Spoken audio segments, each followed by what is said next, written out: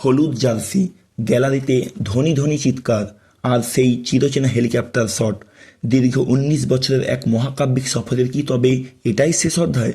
২০২৬-এর IPL শুধু একটি tournament নয়, এটি ক্রিকেট জগতের এক জীবন্ত কিংবদন্তিকে বিদায় জানানোর আবেগ। এবার হয়তো গ্লাভস হাতে উইকেটের পেছনে মাহিকে সব ম্যাচে দেখা যাবে না।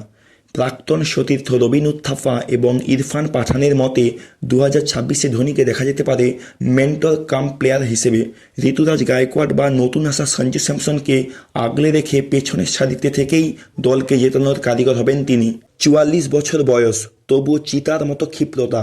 গত মৌসুমে লোয়ার অর্ডারে নেমে যে ক্যামিওগুলি তিনি খেলেছেন তা প্রমাণ করে বুড়ো হাড়ের ভেলকি আজও শেষ হয়নি।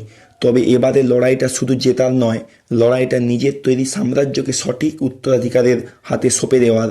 চিপকের গ্যালারির থেকে ওয়াংখেড়ের নীল সমুদ্র, সবই আজ হলুদ রঙে রাঙাতে প্রস্তুত।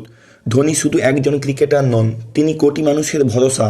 যদি এটাই শেষবার হয়, তবে প্রতিটি বল, প্রতিটি স্টাম্পিং আর প্রতিটি ছক্কা হবে ইতিহাসের পাতায় স্বর্ণাক্ষরে লেখা। সব গল্পেরই শেষ থাকে, কিন্তু কিছু গল্প অমর হয়ে যায়।